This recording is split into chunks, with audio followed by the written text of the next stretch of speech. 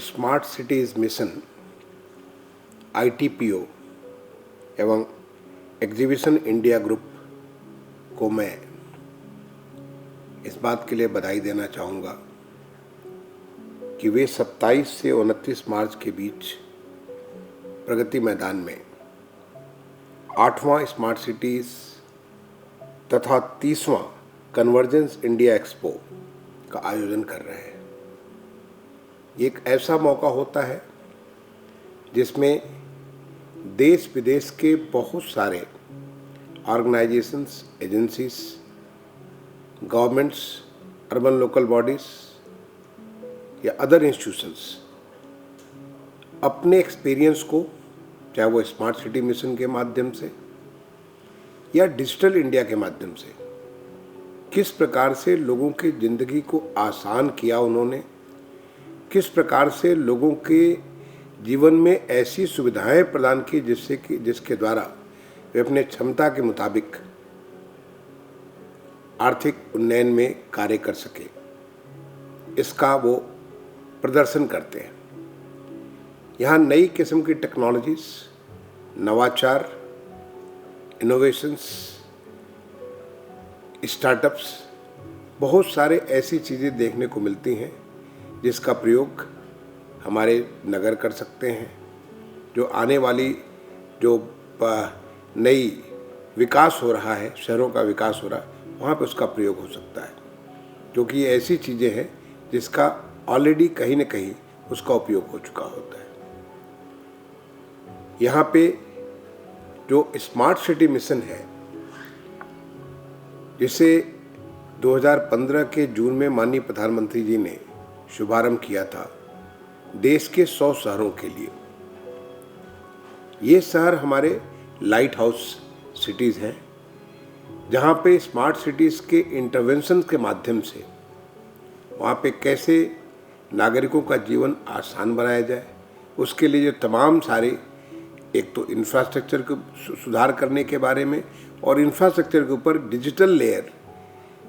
या टेक्नोलॉजी का लेयर लगा करके कैसे हम to get the best out of what is available, getting more from less, यानी जो भी हमें उपलब्ध है उससे कैसे अधिक से अधिक लाभ लेकर के लोगों की ज़िंदगी को आसान करें, इसका एक प्रयास प्रारंभ हुआ। हम लोग सीख रहे थे 2015 में। मैं उस समय नगर विकास मंत्रालय में विशेष सचिव में एडिशनल सेक्रेटरी हुआ करता था। बाद में 2017 से 2021 के अंत तक मैं सचिव आवास एवं शहरी कार्य मंत्रालय के तौर पर पूरे देश भर में इन 100 चयनित स्मार्ट सिटीज़ के विकास में काफ़ी नज़दीकी से काम किया, और मैंने देखा कि कैसे हम एक दूसरे से सीख रहे थे। पहले तो हम बाहर से सीख रहे थे, उसके बाद हम खुद नए नए प्रयोग करके ऐसी नई नई चीज़ें किया जिसका लाभ लोगों के जीवन में, चाहे वो शिक्षा के क्षेत्र में हो, स्वास्थ्य के क्षेत्र में हो, लोगों को विभिन्न प्रकार की सुविधाएं, जैसे पानी का जो है 24/7 वाटर की सप्लाई हो, या शुद्ध पानी की सप्लाई हो, सीवर सिस्टम के बारे में, रिन्यूएबल एनर्जी के बारे में,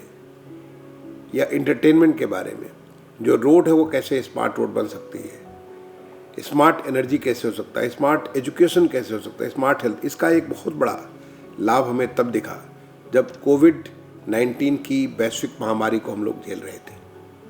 ऐसे समय में integrated command and control centre के माध्यम से, या जो अन्य व्यवस्थाएं बनी थी स्मार्ट सिटीज़ में, वो बहुत ही उपयोगी हुई, न केवल उसी शहर के लिए बल्कि आसपास के बाकी शहरों के लिए भी। इन स्मार्ट सिटीज़ के माध्यम से कैसे हम लोगों को रोजगार परक व्यवस्था दे सकें, वहीं पे जहाँ वो काम कर रहे हैं उस व्यवस्था में कैसे कर सकें, इसके नए नए अवसर सृजित हुए हैं। स्मार्ट सिटीज़ के माध्यम से हम कैसे अपने शहरों को सस्टेनेबल बना सकते हैं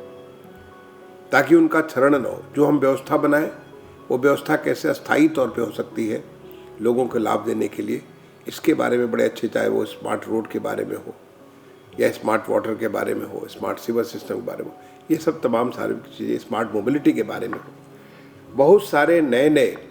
प्रयोग किए गए ताकि लोगों को उनकी जो है आसपास का इन्वायरमेंट बहुत अच्छा हो, यूथ फ्रेंडली हो, चाइल्ड फ्रेंडली हो, विमेन लेडीज़ के लिए विमेन फ्रेंडली हो, ऐसा वातावरण बने। तो इस तरह के बहुत सारे प्रयोग स्मार्ट सिटी के माध्यम से किए गए और जो वहाँ पे लर्निंग हुई उस लर्निंग को हम एक मिशन से निकल करके पूरा मूवमेंट तैयार कर दें और आज पूरे देश में ये कार्य चल रहा है। जहाँ तक हमारे प्रदेश का सवाल है, उत्तर प्रदेश का, उत्तर प्रदेश में स्मार्ट सिटी के माध्यम से कुल 10 शहर चयनित किए गए थे। वो शहर हमारे हैं लखनऊ, कानपुर, प्रयागराज, वाराणसी, आगरा, अलीगढ़, बरेली, झांसी, सहारनपुर, मुरादाबाद। इनमें से बनारस और आगरा हमारे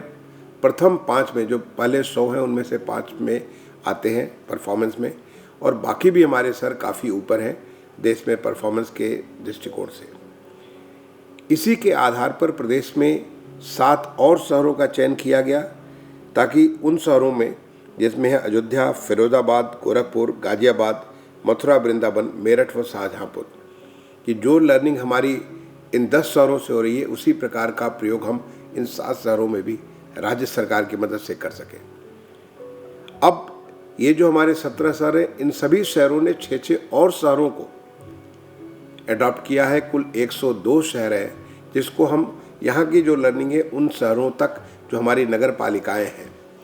जहाँ पे काफ़ी अच्छी खासी आबादी रहती है, उसका लर्निंग वहाँ तक हम पहुँच सके, उसका लाभ दिया जा रहा है। इस स्मार्ट सिटी के माध्यम से ये भी देखा गया कि किस प्रकार से वहाँ पे क्राइम में कमी आई है, तमाम किस्म के, जैसे ट्रैफिक में कंप्लायंसेस में इम्प्रूवमेंट हुआ है, जो कोविड के दौरान तमाम किस्म के चुनौती आई थी, तो कैसे हम लोग बच्चों की शिक्षा को कंटिन्यू कर सकते हैं, कैसे हम स्मार्ट एजुकेशन के माध्यम से और प्रभावी बना सकते हैं, कैसे उनमें एक नई अभिरुचि गणित के प्रति, विज्ञान के प्रति, या जो तमाम सारे ऐसे सब्जेक्ट हैं उनके प्रति ला सकते हैं वो स्मार्ट क्लासेस के माध्यम से, तो उसको इसके बारे में देखा गया। तो ऐसे बहुत सारी चीज़ें हमारी, जो इसको हमारे माननीय प्रधानमंत्री जी ने जब लॉन्च किया था, उन्होंने कहा था कि smartness is nothing but to get more from less. तो to get more from less in everywhere, every field, और अल्टीमेटली जो हमारे शहर हैं वो शहर लोगों का एक किस्म किस्म के लोग वहाँ पे इकट्ठा होते हैं और उनकी आपस की जो उनकी जो समझ है, उनकी जो क्षमता है, उसका कन्वर्जेंस होने से बहुत कुछ लाभ मिल सकता है। और यहाँ भी जो हमारा स्मार्ट सिटी का प्रोजेक्ट था, इसमें न केवल भारत सरकार एवं राज्य सरकार की जो एक सहायता मिल रही थी, बल्कि साथ ही साथ तमाम सारी और योजनाओं, उनके भी कन्वर्जेंस करके नागरिकों के लाभ के लिए यहाँ पे कार्य किए जा रहे थे, जो अन्य शहरों के लिए एक प्रेरणा के बिंदु है। मैं समझता हूँ कि जो ये 27 से 29 के बीच में जो 3 दिन का ये एग्जीबिशन किया जाएगा, इसमें बहुत सारी नई नई चीज़ें लोगों को सीखने की मिलेंगी और उसका लाभ पूरे देश भर को, जो हमारे शहर के जो लोग आएंगे भाग लेने के लिए, चाहे वो हमारे पॉलिटिकल लीडरशिप हो, यानी मेयर या सभासद वगैरह हो, या हमारे अधिकारी हों जो लोकल बॉडीज़ के, नगर निगमों के, नगर पालिकाओं के, नगर पंचायतों के अधिकारी हों उनके लिए, या जो अन्य जो पॉलिसी लेवल के अधिकारी राज्य सरकार के या भारत सरकार के आएंगे, उन्हें सीखने को मिलेगा। साथ ही साथ एक बहुत बड़ा वर्ग कंसल्टेंट का है, बहुत बड़ा वर्ग ऐसे लोगों का जो कि हमारे ऐसे प्रोजेक्ट्स को तैयार करते हैं, उनको भी चीज़ों को सीख करके लाभ मिलेगा। तो मैं इस पूरे जो एक्सपो होने जा रहा है 27-29, इसके लिए अपनी तरफ से शुभकामनाएं देता हूं कि इसका अधिक से अधिक लाभ मिले और इसके लर्निंग से हमारे देश का जो अभी अमृत काल चल रहा है, अमृत काल में शहरों के विकास के लिए, लोगों को बेहतर सर्विसेज देने के लिए, लोगों को स्मार्ट सर्विसेज देने के लिए इसका लाभ पूरा पूरा मिल सके। धन्यवाद। जय हिंद।